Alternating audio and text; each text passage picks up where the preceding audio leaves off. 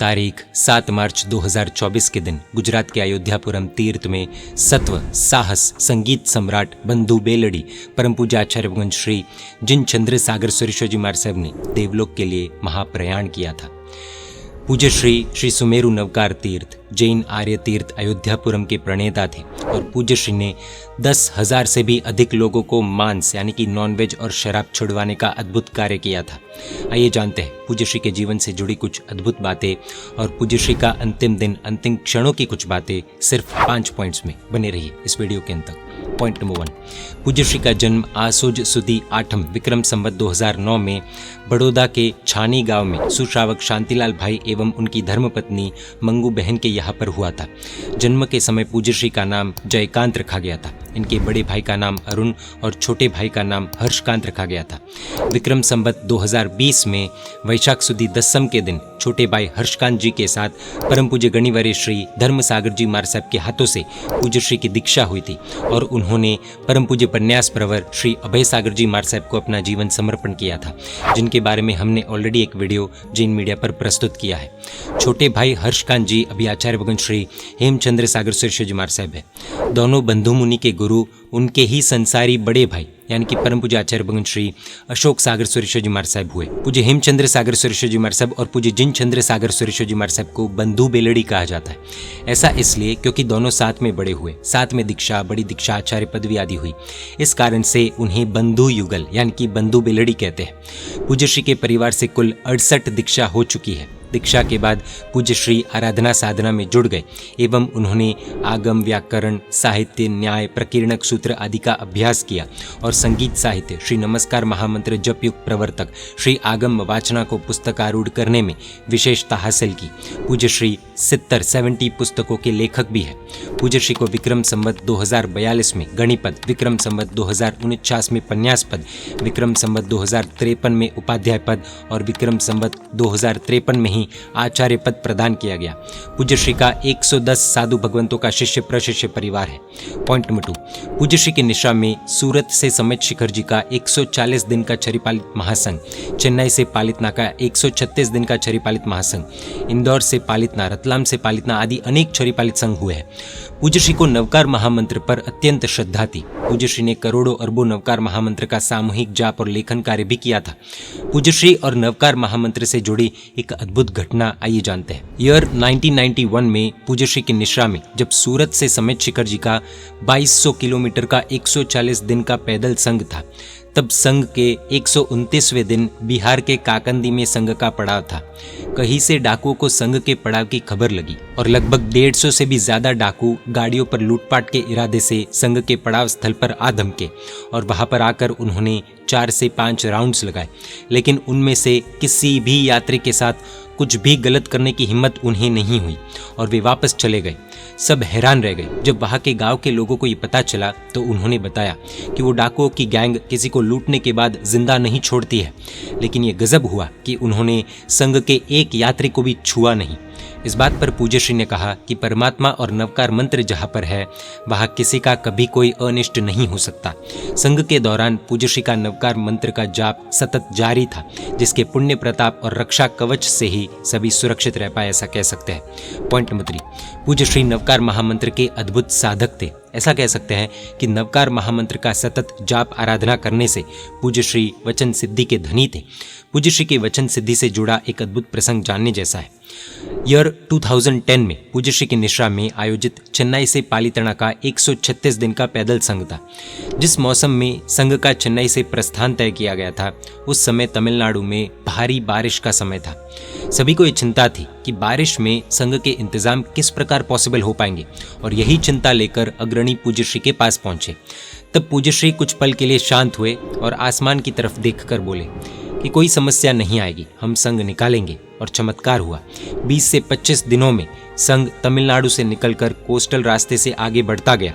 बारिश हर जगह हुई, खूब तेज हुई, लेकिन संघ के उस स्थान से दूर जाने के बाद बादल बरसे और ऐसा 1-2 नहीं बल्कि महीने भर तक चला।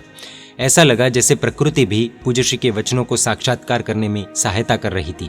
ये था पूज्य श्री की वचन सिद्धि का प्रभाव। पॉइंट नंबर 4, पूज्य श्री ने इंदौर, चेन्नई, सूरत, बड़ौदा, मुंबई, ऊंझा, वासद, चारकोप, बेंगलोर, अहमदाबाद में श्री नवकार परिवार का संगठन और अहमदाबाद के 253 संघों का एक महासंघ का संगठन करवाया है। पूज्य श्री की निष्ठा में 45 उपधान तप, 68 प्रतिष्ठा, 120 दीक्षा, 30 नवपदोली, 55 छरिपालित संघ यात्रा, 20 बार पोष दशमी की सामूहिक आराधना, 20 आगम परिचय वाचना आदि कई कार्य हुए हैं। पूज्य श्री का उनके गुरु यानी कि परम पूज्य उपन्यास प्रवर श्री अभय सागर जी महाराज के प्रति अद्भुत बहुमान एवं समर्पण भाव था। प्रथम तीर्थंकर श्री आदिनाथ भगवान की काया 500 धनुष ऊंची थी। ऐसे तो एक धनुष का माप बड़ा होता है और इतनी बड़ी प्रतिमा यानी कि 500 धनुष की प्रतिमा संभव नहीं है। इसलिए रिप्रेजेंटेशन के तौर पर एक धनुष को 1 इंच के हिसाब से रखकर बैठी प्रतिमा का कुल 23 फुट का माप होता है। तो पूज्य अभय सागर जी महाराज साहब ने प्रभु का 23 फुट ऊंचा चित्र बनवाया था। पूज्य श्री ने अपने गुरु की इस परिकल्पना को साकार करने के लिए अयोध्यापुरम तीर्थ में विराजमान होने वाले दादा की यही ऊंचाई तय की थी। लेकिन समस्या ये थी कि इतनी विशाल प्रतिमा के लिए पाषाण कहाँ से मिलेगा। कई महीनों तक इस पर विचार विमर्श किया गया लेकिन कोई समाधान नहीं मिला। लेकिन पूज्य श्री हार मानने वालों में से नहीं थे। आखिरकार पूज्य श्री का संकल्प, प्रार्थना, वचन फिर से साकार हुए। कोई अनजान व्यक्ति प्रतिमा के लिए जयपुर से 70 किलोमीटर दूर जीरी नामक स्थान पर शोध करने के लिए कहकर गया और सभी के आश्चर्य के बीच प्रतिमा के आकार का ही श्वेत पाषाण खदान में से मिल गया। इस पूरी घटना के मूल में यदि हम देखें तो पूज्य श्री की संकल्प शक्ति और उसे हर हाल में साकार करने का आत्मविश्वास से पूर्ण संकल्प बल ही है। जयपुर के जीरी गांव से मिली हुई पवित्र शिला को अयोध्यापुरम तक लाने का सफर बहुत कठिनाइयों से पूर्ण था। शिला को 68 दिनों में महाराष्ट्र के 22 कारीगरों ने दिन रात एक करके चैत्र सुदी 13 यानी कि प्रभु महावीर स्वामी के जन्म कल्याण के पावन दिन बाहर निकाला। शिला की कटिंग के बाद उसका कुल वजन लगभग 300 टन हुआ। इतने वजन वाली शिला को राजस्थान, मध्य प्रदेश के रास्ते से होते हुए पश्चिम गुजरात में आए अयोध्यापुरम तीर्थ तक लाना सरल नहीं था। लेकिन पूज्य श्री का इस विषय में यही कहना था कि परमात्मा तो सभी के मार्ग के विघ्न को दूर करते हैं, तो फिर उनके मार्ग में कैसे कोई विघ्न आ सकता है। पूज्य श्री के इन वचनों को सिद्ध करते हुए वो शिला 100 दिनों का सफर तय कर भाद्रवावदी 8 के दिन अयोध्यापुरम पहुंची। शिला को यहाँ तक लाने के लिए बीच मार्ग में कई जगह मरम्मत भी करवानी पड़ी, तो कई जगहों के कुछ हिस्से तोड़ने भी पड़े। लेकिन किसी ने भी मरम्मत के नाम पर 1 रुपया भी नहीं लिया और हर जगह शिला का स्वागत, सत्कार और पूजन भी किया गया।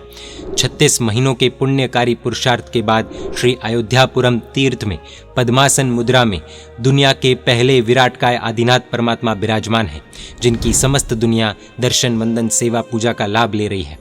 अवश्य इस तीर्थ की यात्रा करने जैसी है। परमात्मा के सामने देखो तो एक बार तो ऐसी फीलिंग आ ही जाती है कि स्वयं आदिनाथ परमात्मा बैठे हैं। पॉइंट नंबर 5, पूज्य श्री की परमात्मा के प्रति अटूट श्रद्धा और भक्ति अंत समय तक उनके साथ थी। वो कैसे? आइए पूज्य श्री के अंतिम दिवस को, अंतिम क्षणों को जानते हैं। पूज्य श्री के प्रिय परमात्मा यानी प्रथम तीर्थंकर श्री आदिनाथ भगवान थे। इस साल श्री आदिनाथ भगवान का केवल ज्ञान कल्याणक यानी कि फाल्गुन वदी 11 तारीख 6 मार्च 2024 का दिन था। उस समय पूज्य श्री अयोध्यापुरम तीर्थ में विराजमान थे। सुबह के समय पूज्य श्री परमात्मा के दर्शन के लिए जिनालय में पधारे। चैत्यवंदन के समय स्तवन का क्रम आने पर पूज्य श्री ने आदिनाथ दादा का पंच कल्याणक स्तवन जगत चिंतामणि जग गुरु मधुर स्वर, बुलंद आवाज और भाव भरे हृदय से गाया और गवाया।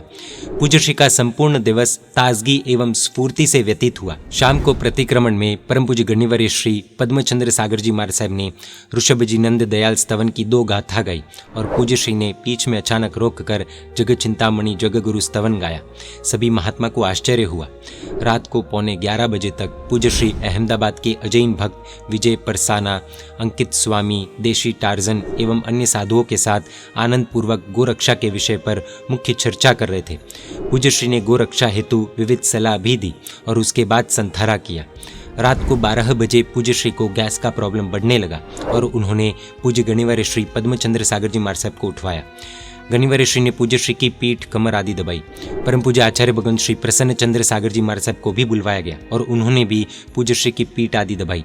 लेकिन गैस की प्रॉब्लम बढ़ने लगी, जिससे प्रज्ञाचक्षु वैद्य प्रज्ञेश मोदी को बुलवाया गया। वैद्य को गैस हार्ट की तरफ बढ़ रही है ऐसा एहसास हुआ, इसलिए उन्होंने हार्ट से पेट की दिशा में दबाना शुरू किया। थोड़ी ही देर में पूज्य श्री ने परम पूज्य डॉक्टर योग चंद्र सागर जी महाराज को बुलवाया और उन्होंने गैस से राहत के लिए इंजेक्शन लेने की बात कही। उस समय पूज्य श्री मौन होकर समाधि भाव में बैठ गए। पूज्य श्री को लेटाया गया और थोड़े ही क्षणों में पूज्य श्री की आंखें स्थिर होने लगी। मुंह खुला था। पूज्य श्री को हल्का सा पसीना हुआ। उस समय सभी ने नवकार महामंत्र का रटन शुरू कर दिया। सभी साधु साध्वी जी, भगवंत, स्टाफ इत्यादि वहां पर इकट्ठा हो गए। कुछ ही देर में डॉक्टर वहां पर आए और उन्होंने पूज्य श्री को चेक किया और सभी को सूचना दी कि पूज्य श्री की आत्मा परलोक प्रयाण कर चुकी है। ये घटना रात के 1:11 पर हुई। खुले मुंह और खुली आंखों के साथ आकुलता व्याकुलता से रहित स्थिति में समाधिमय अवस्था में नवकार महामंत्र के रटन के वातावरण में पूज्य श्री ने देह का त्याग करके देवलोक की ओर महाप्रयाण किया। समाधि मरण मिला। पूज्य श्री का अंतिम संस्कार अयोध्यापुरम तीर्थ की पावन भूमि पर ही किया गया, अर्थात एक एंगल से देखे तो आदिनाथ परमात्मा की गोद में ही उनका देवलोक गमन हुआ। पूज्य श्री के काल धर्म के समाचार सुनकर लगभग 30 आचार्य भगवंतों ने श्रद्धांजलि पत्र भिजवाए हैं और लगभग 100 जितनी संस्थाओं से और अलग अलग समुदाय के कई साधु साध्वी जी भगवंतों की ओर से भी श्रद्धांजलि पत्र प्राप्त हुए हैं। परमात्मा पूज्य श्री की आत्मा को जल्द से जल्द मोक्ष सुख प्रदान करे, यही प्रार्थना। जय जिन शासन, जय महावीर।